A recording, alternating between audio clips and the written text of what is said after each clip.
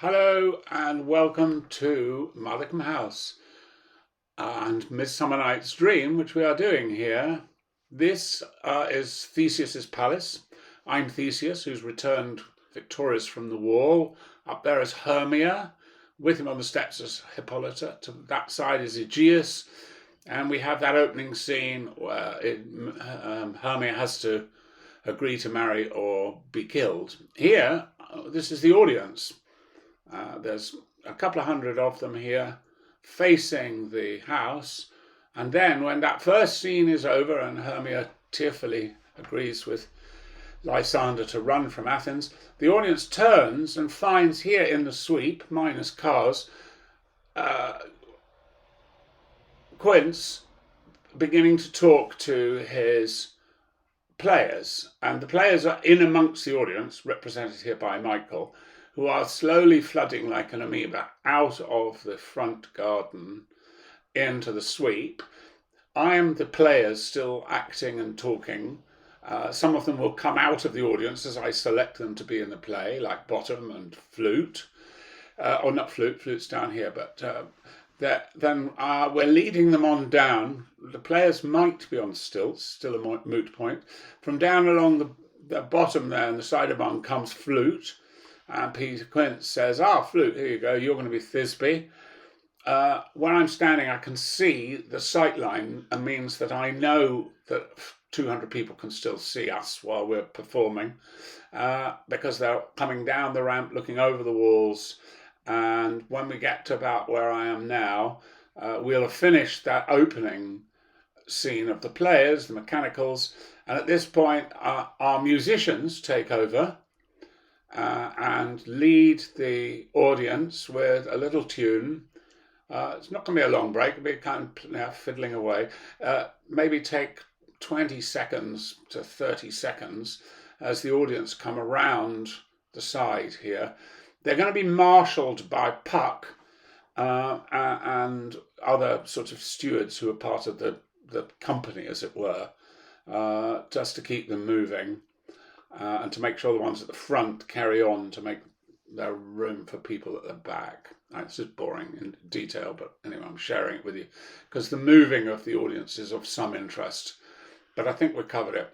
So where I am now here is where the audience will spill down. You can't really see it from above, but there's a good gradient here. So the audience will be along the path and below where Michael's just going. I'm going up on the bank where we find where Puck leaves the audience in place, because Puck is our MC, and he meets up with the fairies, and they all have their little chat, and then there comes Titania, and this way comes Oberon, and the two clashing fairy king and queen have their very grumpy exchange as they're moving across here. And yes, again, they're on a raised level, so the audience is below, along the path, and a bit on the grass banks. They can see them. They're very close. They can hear them. And that debate goes on. And then Oberon goes and Titania goes. And I'm now leading you on here where the first of the lovers come scuttling through under the camellia up there, and a very pretty little bit here, which is lit. And they'll come down that path. I'm just pointing to the, whatever it's called, flying thing. Anyway, the lovers come down through here and they cross the path and go behind me there through the camellia and down into the wilds. Then up here, you see, walking along behind that little low wall, the mechanicals coming for their rehearsal. And they come along there and meet up there, and they start their rehearsal.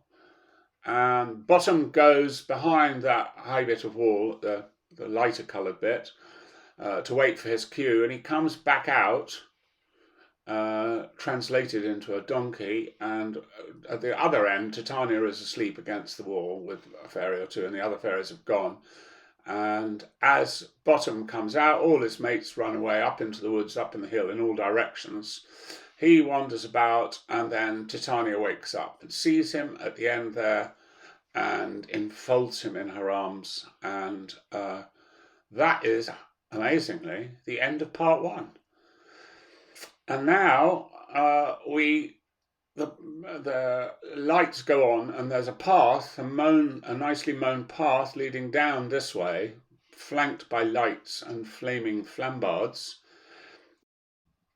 And from here, the audience will be driven by hounds and people with whips to get a move on along this nicely mown path, along the top here, where they will get access to the vegetable garden and stables where there's a hog roast and beer and wine, and everyone can relax for 25 minutes.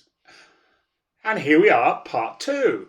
And I am Titania, being woken by Oberon under the walnut tree, leaving Bottom asleep. And they head off, and in this valley ahead of me, and again you can see where Michael is, the audience has a marvellous view of it all, a panorama. There will be smoke effects coming through this valley, and all the lovers in their confusion in the woods in the night, all those scenes will be played out, and the lovers will have finally flopped down asleep in this area. And as Oberon and Titania go past and vanish away, along that track at the top, you will see Theseus and Hippolyta and the court arriving on horseback through the mist and fog with horns blowing. They will come down and find the lovers, and the lovers will wake, and everyone will say, hey, it's all going to be fine. We don't know what happened, but we're all in love and we're all going to get married. So let's go up to the palace and get married. Hooray! And then they go, and just behind there you see Bottom suddenly emerging from the mist, waking from his dream. And that's where we get I Had a Dream. That one. And so he wanders along. I'm being Bottom. Michael is, again, being the audience. He wanders along here, sharing very much with us, as if we're all with him and he knows we're there. What an amazing dream it was, and how he'll get Peter Quince to write an epilogue for the play, which will tell everybody about his wonderful dream. And then he goes on up here to find the players, his other friends, and tell them what's been going on. And the audience, Michael, the man in black, is led again by our musicians, who cover a somewhat longer transition here than the one where they came down into the grounds to begin with. Because they'll be fiddling and guitaring and accordioning, and they will lead them up here into the walled garden. And although it'll take them a bit of a while to get through this gate, it'll be worth it, because, oh God, my back and my knees and my hips. Anyway, it'll be worth the wait, because when they come through to where the whole finale plays out, this is what will greet them. And they will ooze out onto the lawn. There'll be tables either side with food and booze, lights running along the tops of all the walls and around the house. Oh yeah, the musician's still playing. And yeah, now I'm telling you about the lights. Fairy lights everywhere, flambards in a couple of the flower beds, fairy lights over the top of the house. The whole thing's just completely, Harrods at Christmas, basically. And then we come up here. The musicians have brought the audience in, and there you'll find the players on this gravel area, rehearsing, goofing about, bit of a kind of dumb show, quite funny. Maybe they'll communicate a bit with the audience, going, oh, hi, as if they know them. Up on the terrace is Theseus and all the toffs having dinner, and the musicians will make their way slowly up to the right-hand bit, terrace at the top, and be playing up there, where they'll be joined by a bit of electric. Then the players, mechanicals, do their version of Pyramus and Thisbe, watched by Theseus and all the toffs from the terrace. And then Theseus says at the end, come on everybody, let's have a dance. And the musicians come down the steps, and all our players go onto the grass and dance with the audience for a quarter of an hour to Mumford and Sons. And thus ends our wonderful evening.